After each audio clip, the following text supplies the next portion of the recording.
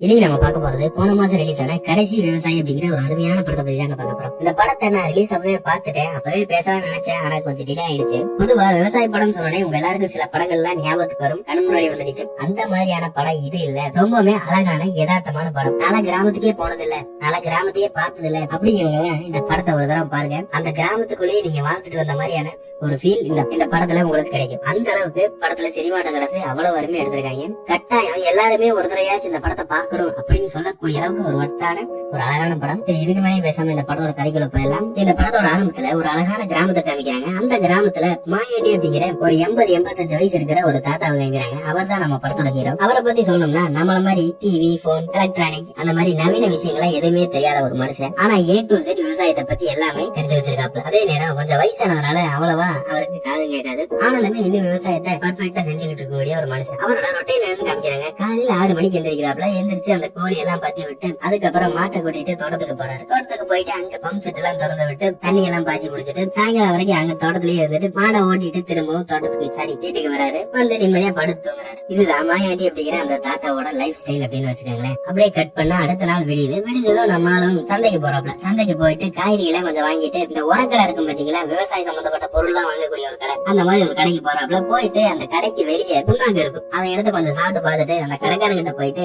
ஏப்பா தம்பி வேற புண்ணாக்கு இல்லையா அப்படின்னு கேட்டா, அந்த கடைக்காரன் மாட்டுக்கு போடுறது எதுக்கு ஏன் நீ எடுத்தீங்க அப்படின்னு கேட்க, நம்ம தாத்தா என்ன சொல்றாப்ல, என்னையா புண்ணாக்கு இது ஒண்ணுமே சரியில்லை, இந்த புண்ணாக்குல என்ன பசையே இல்ல, இதையெல்லாம் மாட்டுக்கு கொடுத்தா மாடு எப்படி ஆரோக்கியமா இருக்கும் அப்படிங்கிற மாதிரி பேச அந்த கடையில பக்கத்துல உட்காந்துட்டு இருப்பான். அப்போ போன காலத்துல புண்ணாக்கெல்லாம் என்ன செடியில ஆட்டினாங்க, அதனால என்ன பசை இருந்தது, இப்பெல்லாம் அதுல இருக்க வாய்ப்பே இல்லை அப்படிங்கிற மாதிரிலாம் சொல்ல, சரி அதெல்லாம் எனக்கு வேணாம், தக்காளி விலை இருக்கா அப்படின்னு அந்த கடைக்காரத்தை கேட்டா, அந்த கடைக்காரரும் ஒரு பாக்கெட் எடுத்து கொடுக்குறாப்ல. கொடுத்துட்டு அது 600 ரூபாய், அது எல்லாமே ஹைபிரிட் விதைங்க, அது மட்டும் இல்லாம அந்த தக்காளியில விதையே இருக்காது அப்படிங்கிற மாதிரி எல்லாம் சொல்ல, நம்ம ஆளுக்கு பயங்கரமா கோவம் வந்துருது. தக்காளியில விதை இருக்காது, நாளைக்கு உனக்கு ஒரு ஆம்பளை புள்ள பிறந்து அது விதை கொட்டை எல்லாம் இருந்தா அப்ப தெரியுமே அந்த வழி அப்படின்னு சொல்லிட்டு, நம்ம ஆளு இந்த தக்காளி விதைய நீயே வச்சுக்க அப்படின்னு சொல்லிட்டு அந்த கடைக்காரர்கிட்டே திருப்பி கொடுத்துட்டு அப்படியே கிளம்பி போயிடுறாரு. அப்படியே கட் பண்ணா அடுத்த நாள் ஒரு பெரிய மரம், மிகப்பெரிய மரம் இடி விழுந்து கருகி போயிடுது. அதையெல்லாம் பார்த்துட்டு இருக்காங்க அந்த ஊர் மக்கள். அப்போ நம்ம தாத்தா கிட்ட அங்க இருக்கிற ஒரு பெரியவர், இந்த மரத்துக்கு சுமார் எத்தனை வயசு இருக்கும் அப்படின்னு கேட்டா, நம்ம தாத்தா என்ன சொல்றப்பல, அதெல்லாம் எனக்கு தெரியாது, அதெல்லாம் என் பாட்டனுக்கு பாட்டை வச்ச மரம் அப்படின்னா நீங்களே நினைச்சுங்க இந்த மரத்துக்கு எவ்வளவு வயசு இருக்கணும். அதுக்கப்புறமா ஊர் மக்கள் எல்லாம் பொதுவா கூடி ஒரு விஷயம் முடிவு பண்றாங்க.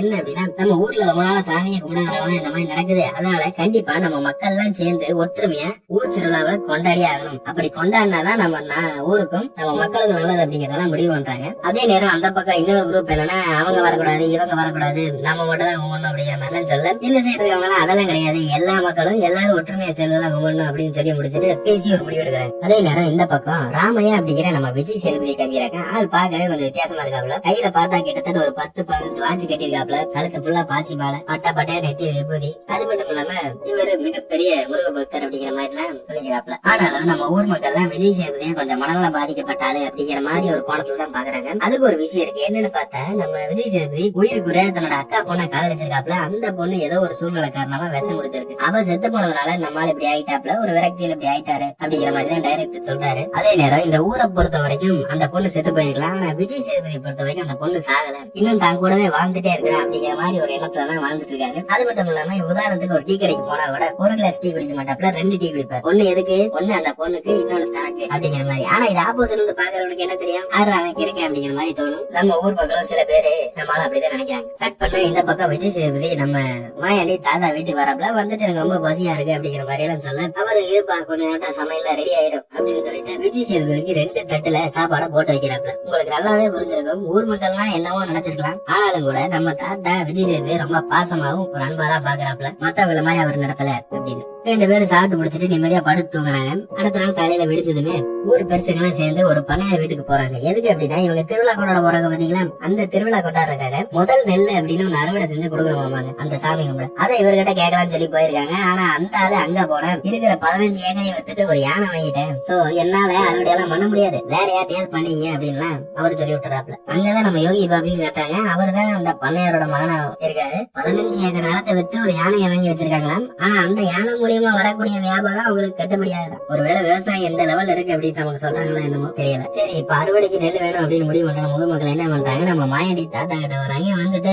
அவன் பூரா நிலத்தை வித்துறானாமாப்பா, அங்க எங்கனால ஒரு பிரயோஜனம் இல்ல, சோ அதனால நீ இந்த வருஷம் அறுவடை நெல் செஞ்சு கொடுத்துரு அப்படின்னு இவர்கிட்ட சொன்னா, இவர் என்னங்கிறப்பல தோட்டத்து கிணத்துல தண்ணியே இல்ல, கொஞ்சம் தான் இருக்குது, அதை வச்சு எப்படி பண்றது அப்படிங்கிற மாதிரி இவர் பேச, அதெல்லாம் கிடையாது, கண்டிப்பா உன்னால முடியும், உன் கிணத்துல கொஞ்சமா தண்ணி இருக்கு, மத்த ஊருக்கார இடத்துல சுத்தமா தண்ணியே இல்ல, கண்டிப்பா நீதான் அந்த நெல்லை எங்களுக்கு தயாரிச்சு கொடுக்கணும் அப்படின்னு சொல்லிட்டு அவங்க கிளம்பி போயிடுறாங்க. நம்ம தாத்தாவும் மும்முரமா அந்த வேலையில இறங்கிடுறாப்ல. முருகனுக்கு ஒரு பூஜையை போட்டு நல்லா எடுத்து கட்டி வச்சிருக்காப்ல. எல்லாமே அப்படியே சிறப்பா போயிட்டு இருக்கு. இந்த பக்கம் நம்ம தாத்தாவோட பேரனும் ஒரு தாடிக்காரனும் இந்த மண்பானை எல்லாம் செய்வாங்க பாத்தீங்களா, அந்த மாதிரி ஒருத்தர் வீட்டுக்கு வராங்க. வந்துட்டு அவங்க திருவிழா கொண்டதுக்காக ஒரு குதிரை பொம்மையும் ஒரு பானையும் செய்யணும் அப்படின்னு சொல்லி அந்த கிட்ட சொன்னா, அவர் என்ன சொல்றாப்ல, பிசினஸ் எல்லாம் ரொம்ப படுத்து போச்சு, அது மட்டும் இல்லாம இப்ப மண்ணெல்லாம் யாரையுமே எடுக்க வர்றது இல்ல, சோ என்னால அதெல்லாம் பண்ண முடியாது அப்படிங்கிற மாதிரி அவர் சொல்றாப்ல. ஆனா நம்ம பேர் என்ன சொல்றாரு, அதெல்லாம் ஒண்ணும் பிரச்சனை இல்ல, மண்ணு நாங்க எப்படி ஏற்பாடு பண்ணி தந்துடுறோம், நீங்க இந்த வேலையை மட்டும் கொஞ்சம் கரெக்டா எங்களுக்கு செஞ்சு கொடுங்க அப்படிங்கிற மாதிரி எல்லாம் சொல்லி முடிச்சுட்டு இவங்க ஒரு வேலையை டீல ஓகே பண்ணிட்டு போறாங்க. இப்படியே இன்னொரு வேலையும் முடியுது. அதே நேரம் அந்த பக்கம் எல்லாம் பாத்தீங்கன்னா கிட்டத்தட்ட நாத்து நடுற ஸ்டேஜுக்கு வந்துருது. இப்படியே திருவிழாக்காக வேண்டிய வேலையெல்லாம் கொஞ்சம் சிறப்பா போயிட்டு இருக்கு. அதே நேரம் இந்த லேண்ட் எல்லாம் வாங்கி விற்பானு பாத்தீங்களா, அந்த மாதிரி ஒரு புரோக்கரை காமிக்கிறாங்க. அவன் நம்ம தாத்தா கிட்ட வந்துட்டு என்ன சொல்றான் அப்படின்னா, உங்க இடத்த கொடுத்துருங்க, மத்த இடத்துக்கு 3 லட்சம் தான் கொடுக்குறேன், உங்க இடத்துக்கு 7 லட்சம் வரைக்கும் கொடுக்குறேன், இது ஒரு நல்ல டீல், மிஸ் பண்ணிடாதீங்க அப்படிங்கிற மாதிரி நம்ம தாத்தா கிட்ட சொல்றாங்க. ஆனா அவர் என்ன சொல்றாப்ல, நீ கொடுக்குற பணத்தை வாங்கி வச்சு வெறும் நிலையில வச்சு படுத்தோன்னு சொல்றேன், அதெல்லாம் எனக்கு தேவையில்லை, எனக்கு என்னோட நிலை தான் முக்கியம், அதுல இருந்து நான் ஒரு துறையை மாற மாட்டேன் அப்படிங்கிற மாதிரி எல்லாம் பேச, இவனும் ரொம்ப நேரம் வயசு பார்த்துட்டு இதெல்லாம் வேலைக்காது அப்படின்னு சொல்லிட்டு அந்த பக்கம் போயிடுவான். போயிட்டு அவன் கூட இன்னொருத்த வந்திருப்பான், அவங்கிட்ட சொல்லிட்டு இருப்பான், இவர்கிட்ட எல்லாம் டீலிங் எல்லாம் நம்மளால பண்ணவே முடியாது அப்படிங்கிற மாதிரி எல்லாம் பேசிட்டு இருப்பான். அதை விட அங்க ஒரு சிறப்பான டைலாக் டைரக்டர் வச்சிருப்பாப்ல, அவரு ரொம்ப அறிவு வளராதனால அவரை ஏமாத்தவே முடியல அப்படின்னு சொல்ற மாதிரி இருக்கும். உண்மைதான் இல்லையா? ஏன்னா உண்மையான அறிவு என்ன அப்படிங்கிறது அவருக்கு தெரிஞ்சிருக்கு விஷயம். அப்படியே கட் பண்ணா அடுத்த நாள் இவரும் தோட்டத்துல வேலை செஞ்சுட்டு இருக்காப்ல. அப்படி வேலை செஞ்சுட்டே இருக்கும்போது அங்க ஒரு 3 மைல் செத்து கிடக்குதுங்க. இத பாத்துட்டு இவருக்கு மனசே தாங்கல, அந்த 3 மைலையும் கொண்டு போய் அந்த தோட்டத்தையே குழியை தோண்டி புதைச்சிட்டு இருக்காப்ல. அப்படி புதைக்கும் போது ஒருத்தன் வரான் ரோட்ல, என்னாச்சு அப்படின்னா, மயில் செத்து போச்சு, அதான் புதைச்சிட்டு இருக்கிற அப்படின்னு சொன்னா, அவனும் இந்த மயிலை எங்கிட்ட கொடுத்துரு அப்படின்னு அவன் கேட்க, நம்ம தாத்தா என்ன சொல்றாப்ல, செத்து போன மயில வச்சு நீங்க தான் அவனை போற முதல்ல போட அப்படின்னு சொல்ல அவன் போயிடுறாங்க. அன்னைக்கு நைட்டே விஜய் சேதுபதி வீட்டுக்கு வராப்ல. விஜய் விட்டு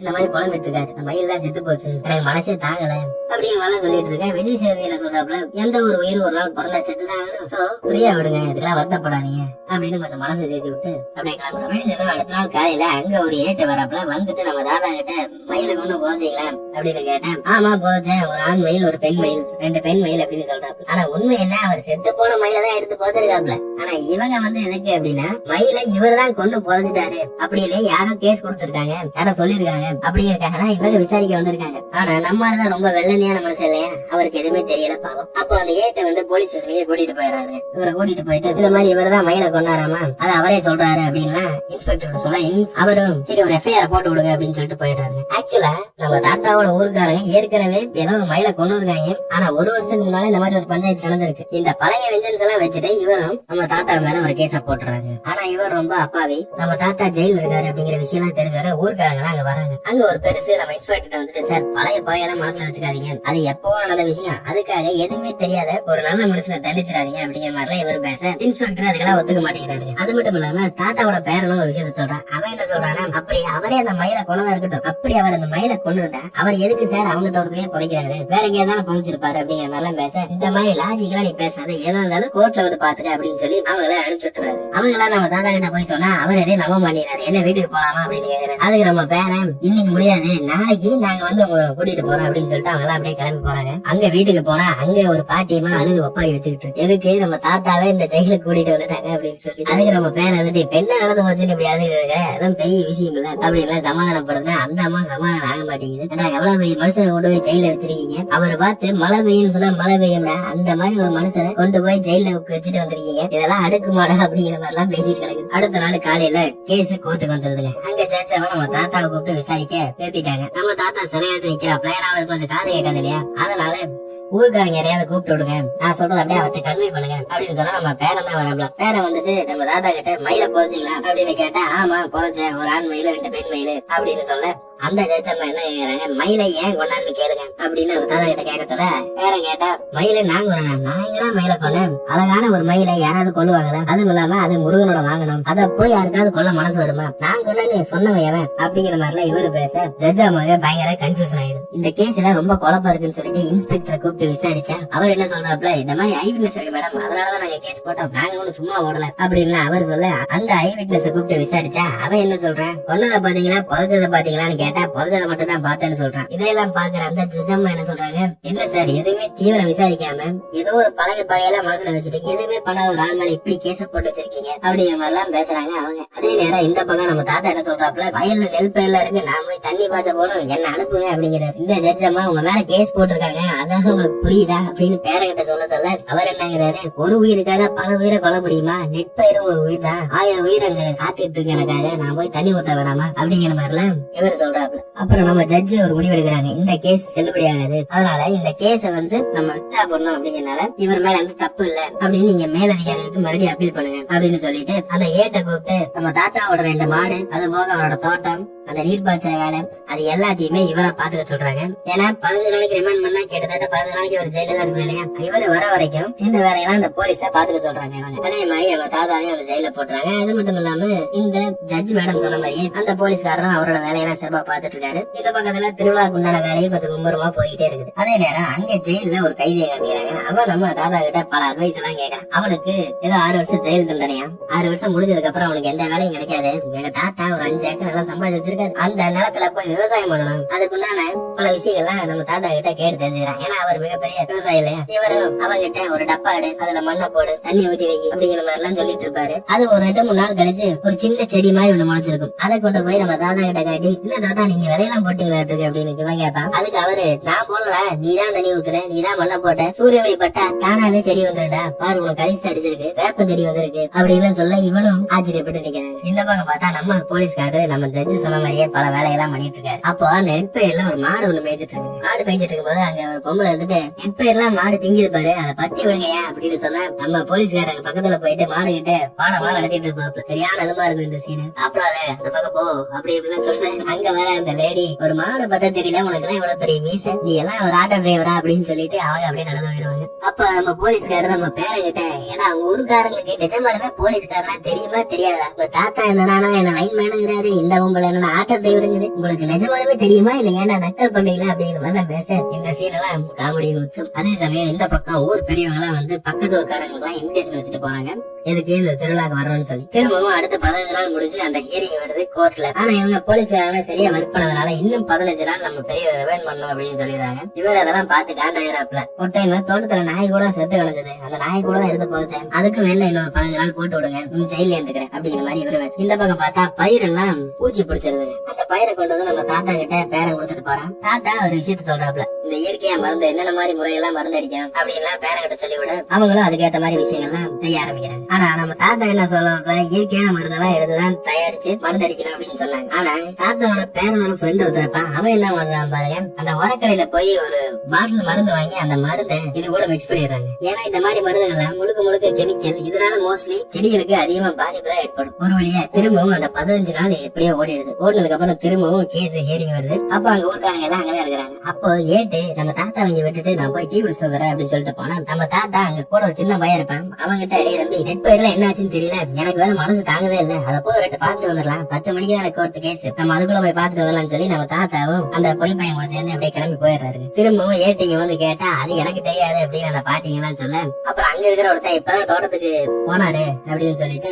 அவரை கூட்டிட்டு வரக்க போறாங்க. இந்த போலீஸ் வரக்குள்ள நம்ம தாத்தா அந்த இடத்துக்கு போயிடுறாரு. தோட்டத்துல போய் அந்த பயிர் எல்லாம் பார்த்தா பாதிக்கு பாதி அப்படியே அழுகி போயிருது. இவருக்கு மனசே இல்ல, எவ்வளவு இதா பாத்துட்டு இருந்தாரு, கிட்டத்தட்ட ஒரு உயிர் அளவுக்கு நேசிச்சு அந்த நெற்பயிர்களை பாதுகாப்பா பத்திரமாவும் பாத்துட்டு இருந்தாரு. பேரனோட ஃப்ரெண்டு தேவையில்லாம செயற்கையான அந்த ரசாயன உரத்தை போட்டதுனாலதான் இந்த மாதிரி பிரச்சனை ஆச்சு அப்படின்னா, அந்த மாதிரி செயற்கையான உரங்கள் எல்லாம் நம்ம வச்சு சாப்பிடுற நம்ம உடம்பு என்ன ஆகும் நீங்களே யோசிச்சுக்கங்க. அந்த போலீஸ்காரர் திரும்பவும் நம்ம தாத்தாவை கோர்ட்டு கூட்டிட்டு போறாங்க. அங்க போனா ஜட்ஜு கிட்ட அங்க இருக்கிற ஒருத்தர் இந்த மாதிரி நெற்பயிர்லாம் செத்து போச்சு அப்படின்னு சொல்ல, அந்த ஜட்ஜ் அம்மாவும் நம்ம போலீஸ் கிட்ட உங்களைத்தான் நான் பாத்துக்க சொன்னேன், இப்படிதான் கேர்லெஸ்ஸா இருப்பீங்களா, அவரு 1000 உயிர்னு சொன்னாரு, அதை இப்படி பண்ணிட்டீங்க அப்படின்னு இவங்களும் ரொம்ப வருத்தப்படுறாங்க. அது மட்டும் இல்லாம சீக்கிரம் ஃபார்மாலிட்டி முடிச்சு இவரை வீட்டுக்கு அனுப்பிச்சு விடுங்க அப்படின்னு சொல்லிட்டு அவங்களும் அப்படியே கிளம்பி போயிடுறாங்க. அதே மாதிரி இந்த பக்கம் தாத்தா கிட்ட கை நாட்டெல்லாம் வாங்கிட்டு போலீஸ் வெயிட் பண்ண சொல்றாங்க வெளியே. இவர் வெளியே வந்து உட்கார்ந்துட்டு அவருக்கு மனசு ஃபுல்லா கவலை, அந்த நெற்பயிர் வாடி போச்சு அப்படின்னு சொல்லி இவரும் அப்படியே படுத்து கண்ணை செஞ்சிடறாரு. அப்போ அந்த ஜட்ஜ் போன் பண்றாங்க. போன் பண்ணிட்டு இன்னும் அவர் அனுப்பலையா, இல்லங்க நானே வரேன் அப்படின்னு சொல்லிட்டு வந்து பார்த்தா நம்ம தாத்தா அப்படியே அந்த பெஞ்சில படுத்திருக்காரு. ஒரு பேச்சு இல்ல, ஒரு மூச்சு இல்ல, எந்த ரியாக்ஷனுமே இல்ல. அப்புறம் இந்த ஜட்ஜ் அம்மா வந்துட்டு போலீஸ் கிட்ட சொல்லி சீக்கிரம் ஆம்புலன்ஸ் வர சொல்லுங்க, போய் தண்ணி எடுத்துருவாங்க அப்படி இப்படின்னு சொல்ல எல்லாரும் எழுப்பி எழுப்பி பாக்குறாங்க. பட் இவர் எந்திரிக்கவே இல்லை. அப்போ அந்த கைதி ஒரு இருப்பான் பாத்தீங்களா, அவன் வந்துட்டு அவன் கதறி கதறி அழுவான், எழுந்திரிக்க தாத்தா அப்படி இப்படின்னு சொல்லிட்டு நமக்கே ஒரு செகண்ட் பக்குன்னு இருக்கும், என்ன ஆச்சு இவருக்கு அப்படின்னு. அந்த நேரம் அவன் தோட்டத்துக்கு தண்ணி விட போகணும், சீக்கிரம் எந்திரிங்க அப்படின்னு சொன்னே சட்டால் எந்திரிச்சு உட்காருவாரு பாருங்க. அப்பதான் நமக்கே ஒரு உயிர் வரும். ரொம்ப டச்சிங்கா இருக்கு இந்த சீன். இவங்க எல்லாருக்குமே ரொம்ப சந்தோஷம். இந்த ஜட்ஜமாவும் உங்க தோட்டம் இங்க இருக்கு, நானும் உங்க கூட வரேன் அப்படின்னு சொல்லிட்டு இவங்களும் நம்ம தாத்தாவை கூட்டிட்டு அந்த தோட்டத்துக்கு போறாங்க. அங்க போனா நெற்பயிர் எல்லாம் முத்திருச்சு, அறுவடை நடந்துட்டு இருக்கு. அப்போ பேர வந்துட்டு நம்ம தாத்தா கிட்ட நானே எல்லா வேலையும் பாத்துக்கிறேன், நீங்க என்னென்ன பண்ணணும்னு மட்டும் சொல்லுங்க, நானும் இந்த ஊர் மக்களும் எல்லாரும் செய்யறோம், நீங்க என்ன வேடிக்கை மட்டும் பாருங்க அப்படின்னு சொல்லிட்டு அவங்க எல்லாம் உள்ள செஞ்சு வேலைச்சிட்டு இருப்பாங்க. ஒரு 10 நிமிஷம் அந்த தாத்தா இன்னும் வெளியே நின்று பாத்துட்டு இருக்காப்ல. அப்புறம் திடீர்னு வேட்டியெல்லாம் மடிச்சு கட்டிட்டு உள்ள இறங்கிடுவார். அறுவடை எல்லாம் முடிஞ்சது. அதே நேரம் இந்த பக்கம் திருவிழாவும் சிறப்பா போய்கிட்டு இருக்கு. எல்லா ஊர் மக்களும் ஒண்ணு கூடி இந்த திருவிழாவை கோலாகலமா கொண்டாடிட்டு இருக்காங்க. அந்த சாமிக்கு படைக்க வேண்டிய எல்லா பொருளுமே வந்துடும், ஒன்னே ஒண்ணு அந்த நெல்லை தவிர. என்ன நெல்லை காணும், இன்னும் டைம் ஆகுது அப்படின்னு சொல்ல நம்ம தாத்தா கம்பீரமா அந்த நெல்லை தோல்ல வச்சு கொண்டு வருவாப்ல. கடைசியா அவர் கொண்டு வந்து வச்சோடனே அந்த திருவிழால இருக்க வேண்டிய கடைசி அடிப்படை எல்லாமே படைச்சாச்சு. திருவிழாவும் வெகு சிறப்பா நடக்குது. இந்த ஹாப்பி எண்டிங்கோட இந்த படம் முடியுது. அது மட்டும் இல்லாம இந்த படத்துல இந்த தாத்தாவை நடிச்சவரு இப்ப நிஜமாலுமே நம்ம கூட இல்லங்க. ஆமா, அவர் இப்ப நிஜமாலுமே இறந்துட்டாரு. ஆனாலும் கூட இந்த படத்தை பார்க்கும்போது கண்டிப்பா அவரு நம்ம எல்லாரோடய வாழ்ந்துட்டு தான் இருப்பாரு. அருமையான படம் இல்ல? நீங்க கூட யோசிக்கலாம், இந்த படத்தை எல்லாருமே பாத்துருப்பாங்க, அப்புறம் எதுக்கெல்லாம் மெனக்கெட்டு பேசிட்டு இருக்க அப்படின்னு. இது என் மன திருப்திக்காக பேசுற படம் தான், மத்தபடி வியூஸுக்காகவோ வேற எதுக்காகவும் கிடையாது. மீண்டும் ஒரு நல்ல படத்தோட சந்திப்போம்.